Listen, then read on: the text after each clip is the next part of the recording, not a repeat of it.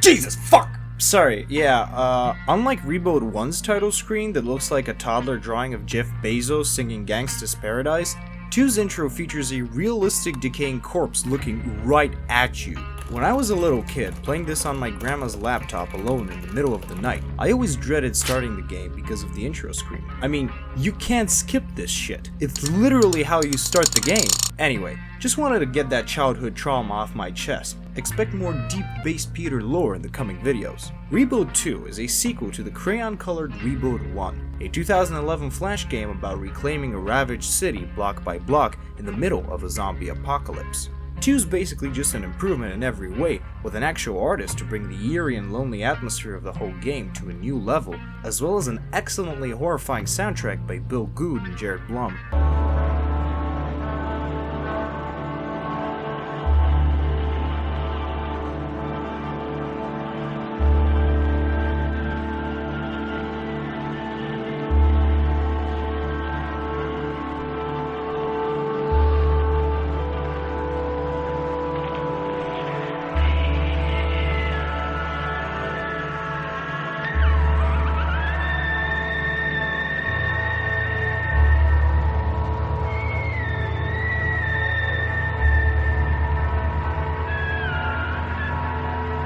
Now, there is technically a sequel called Rebuild 3 Gangs of Deadsville, but like a perfect bell curve, it somehow manages to bring everything 2 had going for it by returning to the Plants vs. Zombies art style and having sentient zombies as an interactable faction. So yeah, basically if you feel an inclination to play the game, just play 2 instead. The core gameplay centers around scavenging supplies, rescuing survivors, and slowly clearing out tiles to wall off and add to your fort. On your first game, I'd recommend playing on normal or higher and picking a larger city, as if you've ever actually played a strategy game before, this whole deal is quite easy. The difficulties range from the Marshall Plan to trying to fix Detroit, so you got plenty of range anyway. Each building in this game has its own use, and even hidden storylines they can trigger which you aren't aware of. Some are obvious, like the apartment buildings or the farms you can upgrade to a Ram Ranch, which offers the exclusive sexual retaliation option. Disclaimer, do not fuck the zombie. The police station adds to your overall base defense and can be an arena for zombie cage fights, which boost the base's morale and definitely 100% cannot go horribly wrong. This school allows you to slowly train each survivor in a number of skills, from scavenging to combat to breaking bad.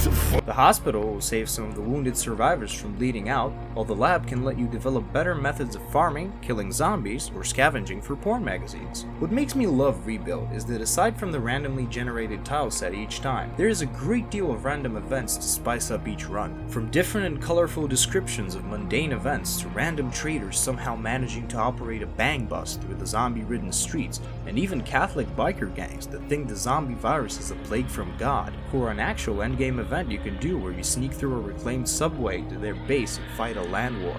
The whole game is filled with this sort of book-like ambiguity, where you never see things up close, but the reports sound so eerie and desperate sometimes, you really do feel like you're always in the dark and on the brink of getting jumped. Case in point, if you discover the city's helipad, you can clear it out and attempt to fly the chopper. There's a catch though. There will always be a saboteur in your party. Maybe it's the guy whose book you refuse to publish, a character you send on a suicide mission, or the doctor you turned away because he looks fucking insane and will barge inside your available laboratory, lock himself in for an indefinite amount of time, and take one of your best scientists with him.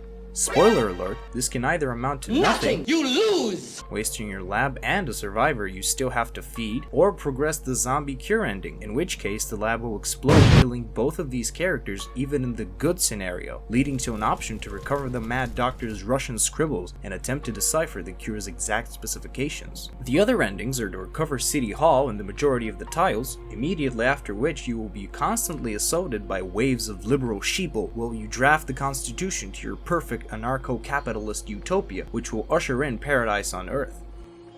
Another ending is you, the main character, just stealing a bunch of supplies and fucking off into a cabin in the woods, presumably to start a flourishing career as a mailman. But my favorite by far, and I seriously hope you've played the game at least once before you're watching this, I mean it's a 2-hour free browser game, you have no reason not to, is this. Remember that guy I mentioned earlier who you didn't let publish his book? Yeah. That book's name was The Zombie Condition, an interesting take on what it means to be truly different from the shuffling husks just beyond the fort walls. It's a cool little event that actually boosts camp happiness if you let it happen.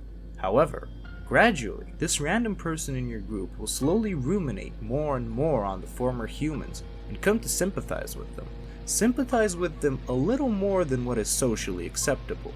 He in turn will start talking to other members of your camp, grow more concerned that the creatures you're killing every day are still sentient, and in fact, chosen to escape the cruel fate of being awake in such a cruel, intolerant world that made shit like Genshin Impact. Slowly, if you do not stop them, your camp members will start just randomly walking off into beyond the fort, getting themselves killed in the process. Some will even just open the fucking gates of random city blocks, infesting them with Zed.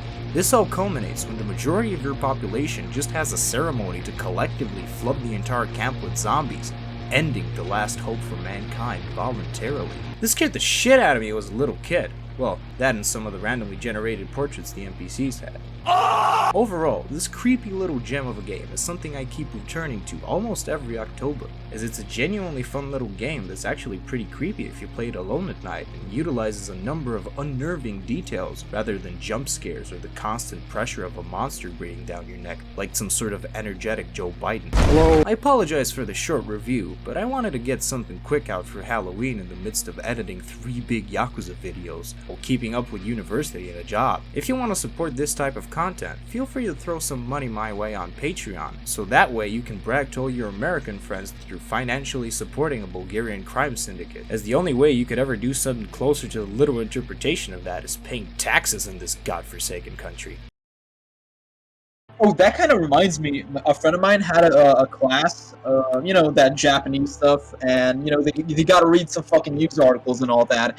And in this one of these news articles, there was a guy called Titty Porn.